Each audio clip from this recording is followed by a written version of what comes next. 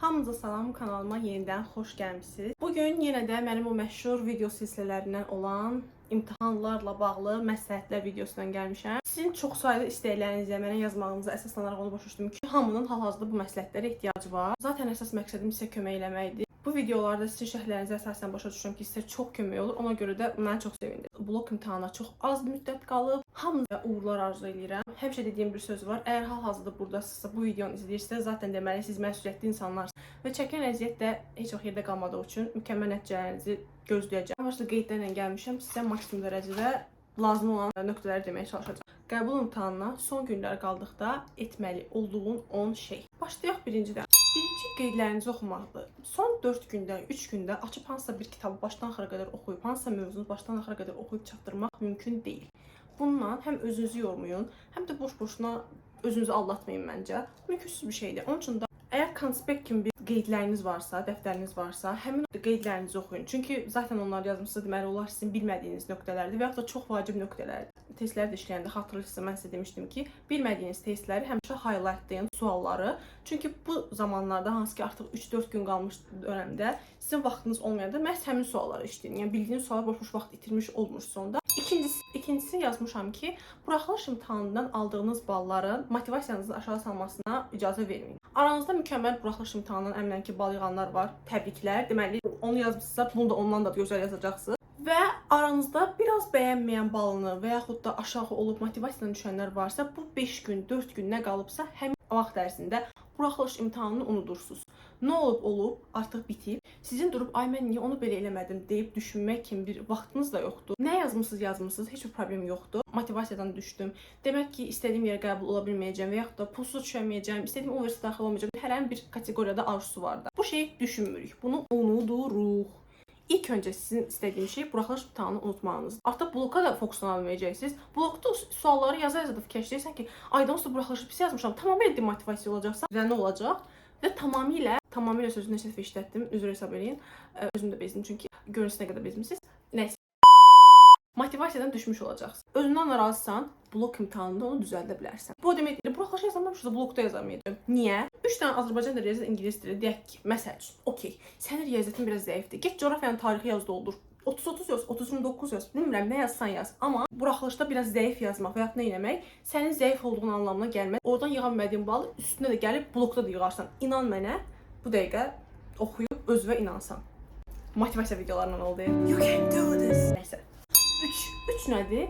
Qəbul testləri işləyin. Yenə də bunun haqqında qısa danışacağam. Test toplusundan oturub hər sualı baş-baş deməkdənsə keçənki qəbullar çox lazım olur, çox vacib olur.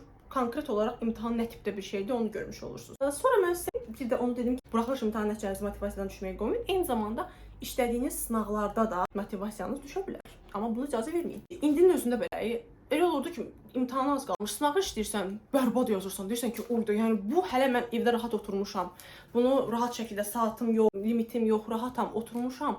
Bunu bu gün də yazıram, sonra gəlib orada nə yazacağam? Elə bir şey olmur. Bir şey də gətirdi. Sən həmin bu sınağı yaxşı yazmadın. Dördüncü çox biraz gülməli gələ bilərsiniz. Amma mən bunu çox müşahidə edirəm uşaqlar arasında. Uşaqlar deyir ki, özüm də bir kəş böyüyalaram ki, belə dedim. Məsəl üçün, okey, mən ümumi hazırlıqlara gedəndə falan demirəm bunu, bir neçə il öncədən hazırlaşanda. Amma son günlərdə mütləq deyirəm, çox adam deyir ki, mən mahnıdan çox yaxşı oxuyuram. Ola bilər elə adamlar, mən onları başa düşə bilmirəm. Nəyə görə başa düşəməm? Çünki mən özüm mahnıdan oxuya bilən biri deyiləm. Mahnı gəldisə mən oynayacağam. Qəmgin bir mahnı qoysam onun sözlərini oxuyacağam. Yəni mən mahnı da oxuya bilən bir insan deyiləm. Mənim fikrim yayınır. Amma elə adamlar var ki, oxuya bilirlər. Hal olsun.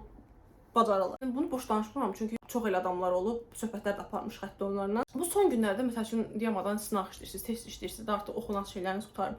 Mahnı qoyur, mahnı ilə gedir də. Yəni mahnı o zaman işləmək olar ki, sənin tapşırıqların çoxdur.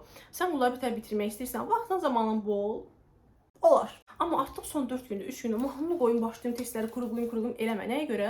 Çünki ən azından bildiyin bir şey olsa belə, deyir o bilinç altında qalmalıdır. Mahnı sənin beynindən onu uçurdu. Mahnıya qulaq asmaq istəyirsiniz, hədəf qoy. Mən çox edirəm belə. Hətta hal-hazırda universitet imtahanlarına hazırlaşanda belə bir şey edirəm.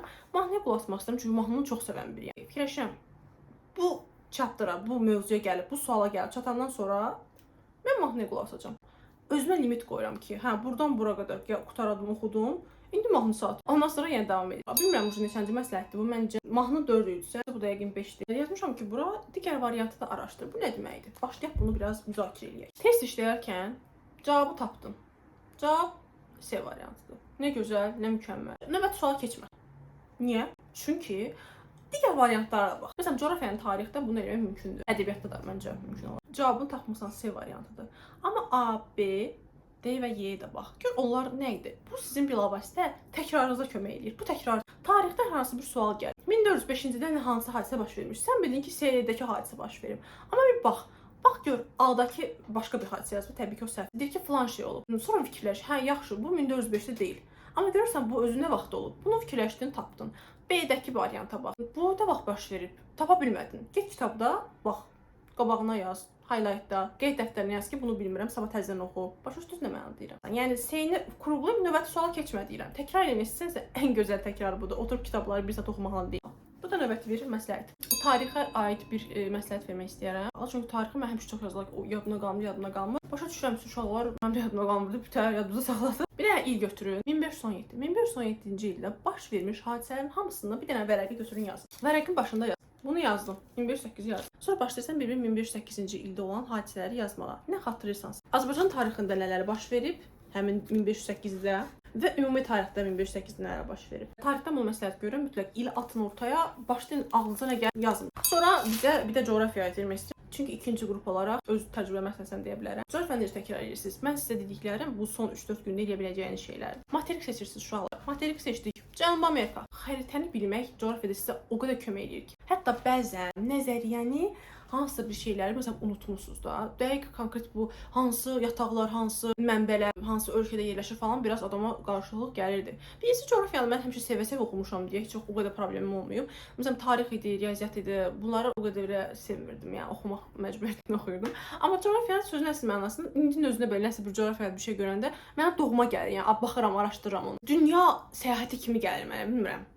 Xəritədə onun yerini bilmək sizə çox kömək ola bilər. Hansı ölkədə hansı təbii sərvətlər var və ya da iqlimlə əlaqəli bir şey xatırlamazsan, xatırlamırsan. Sən beynində nə canlanırsan xəritə? Zaten həmin ölkə hansı ərazidə yerləşirsə, sən təxmini bilirsən ki, o tropikdədirsə, bunun iqliminə uyğun gələn şeylər bu olar. Yəni variantlarda seçəndə rahat gəlir sənə. Bunu necə təkrarlayacaqsınız? Deyirsən ki, bu gün mən Cənubi Amerika ilə işləyəcəm. Yazıram Cənubi Amerika. Ondan sonra başlayırsan Cənubi Amerikadakı birinci gəlin fiziki xəritə ilə gedək. Dağlar, ovalıqlar, düzənliklər, Cənubi Amerikadakı çaylar, bunlar yazırıq. Fiziki xəritəni qurtardıq deyək ki, keçirik siyasiyə. Cənubi Amerikadakı ölkələr. Ölkələri yazırsan, qabağında paytaxtlar. Ölkələri yazırsan, qabağında paytaxtlar. Sonra bitirdin də indi. Açırsan xəritəni, baxırsan ki, mən hansını yazmışam, hansını yazmamışam və yaxud da ki, yerini nə dərəcədə xatırlamışam, yerlərinə bir də baxırsan. Bu sizə çox kömək edir. Sonra uşaqlar, mən sizə nə deyəcəydim? Özüm də həyəcanlandım, özüm gərgin oldum. İstəyirəm, mən də imtahana girəcəm. Həyəcanlanmıyorum. Bu son günlərdə həmişə olan bir olaydır. Bir şey son günlər qalıbsa, az zaman qalıbsa, artıq insan tamamilə tükənir. Hərdən ağlıma belə bir şey gəlir ki, nə olur olsun, qutarsın, bezdim.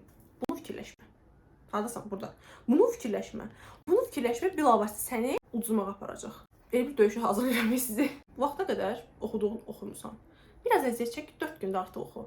Biraz əziyyət çəkək, 4 gün TikToka girməyək, Instagrama baxmayaq, rillərə. Dostumuz bizə ril göndərir, ev yox. 4 gün sonra onun cavabını yazarıq. Bəyəndiyimiz serialın yeni bölümü gəlib, ev yox, 4 gündən sonra hamısını oturub rahat baxasın. Qoy yığılsın hamısı, 2-3 bölüm dalbadal baxa bilərsiniz. Bir şeylər düşünün. Özünüzü motivasiyadan salıb, ayda 3 gün qalıb, yoruldum, bu vaxta qədər oxumuşam, 2 ildir, 3 ildir oxuyuram da, yəni belə rejimli şəkildə. Daha istəmirəm, nə olar, bu vaxta qədər nə eləmişəm. Bunu deməyin. İndi davamını da gətir, ondan da güclü işlə. O əyləncələri 4 gün sonra eləyərsən. Motivasiya olaraq nə edə bilərsiniz? Fikirləş ki, 4 gün sonra, 5 gün sonra, neçə gün sonra istədiyim şeyləri rahat şəkildə eləyəcəm. İndi zaten onları eləmək istəyirəm. Məsələn, kinoya baxmaq istəyirsən, hə? Onun o qədər narahatçılıqla baxacaqsan ki, zaten o sənin burnundan gələcək, haram olacaq. Ondan heç baxma. Nəyəsə odaqlanmalısan ki, həmişə motivasiyan olsun. Siz də ona odaqlanın. Və onu demək istəyirəm ki, əziyyət heç vaxt yerdə qalmır. Həqiqətən deyirəm sizə, əziyyət heç vaxt yerdə qalmır. Ən çətin imtahanlarımın universitetdə deyirəm mən olduğu zamanlar olub. Haqsızlıqlar gördüyüm zamanlar olub. Amma sonunda doğrudan da əziyyətin yerdə qalmadığını görmüşəm. Sizə bəzən hansısa bir müddətdə gələ bilər ki, aha yerdə qaldı əziyyətim. Bu nə cümlədir, bir şeir deyirəm. Bu arada mən şeir deyirdim və diplomlarım falan da var, şeir müsabiqələrim. Hətta Xətai rayonu üzrə birinci yerə çıxmışlığım da var uşaqlar. İstəsəz o söhbətlərimlə biraz danışarıq. Bugünün söhbəti deyil. Amma hal-hazırda o sahələ heç bir əlaqəm yoxdur, heç marağım da yoxdur sözün açığı. Əziyyət çəkib oxumusunuzsa, o test işləmisinizsə, zaten onun bəhrəsini görəcəksiniz. Biraz da əziyyət çəkin və bəhrəsini görəcəksiniz hamınız inşallah. Hamınıza bol-bol uğurlar arzulayıram. Bu videonun şərh bölməsində də yenə də həmişə kimi artıq bizim adətimizdir. Yazarsınız, fikirlərinizi bölüşərsiniz, gələrsiniz. Ümid edirəm inşallah ki, hamınız imtahan nəticələriniz çıxdıqdan sonra bura gözəl-gözəl nəticələrinizi yazarsınız. Hər öz balını yazar. Mən bu qədər yığdım, mən bu qədər yığdım. Hamı da çox sevinər, bir-birini təbrik eləyər. Videonu bura qədər izlədinizsə, nə gözəl, demək ki, köməyim deyə bilir. Bəyəndinizsə də kanalıma abunə olmağı unutmayın ki, belə tipli söhbətlər, videolar çox çəkirəm, yəni sizdən çox danışırıq. Ardı yenə də gəlsin. Bir də o zəng səsini falan deyirlər, nə deyirlər, onu açıq qoyun ki, mən hər dəfə video yüklədikdə sizə də gəlsin. Çünki son zamanlar artıq həftədə 2 dəfə video yükləyirəm. Hamısına xəbərdar olasınız. O zəng səsini deyəsən, zəng səsini onu açıq qoyun zəhmət olmasa. Bir də çox şey dedim. Instagram və TikTokdan məni izləməyi unutmayın. Dediyim kimi yeni fresh səhifə açmışam. Yəni orada çox yenidir, amma çox maraqlı şeylər paylaşıram. Aranızda yazanlar da var ki, hə mən YouTube'dan gəldim, YouTube'dan Pro nə yaxşıyla falan. Orada da Instagram və TikTokda sizdən hər zaman daimi, yəni belə danışırıq. Ona görə də TikTok və Instagrama da elə bu dəqiqə gedin abunə olun. Ondan sonra çıxın gedin, nə edin? Dərslərinizi oxuyun. Hamınıza bol şans, hamınızı çox sevirəm. Sağ olun, salamat qalın.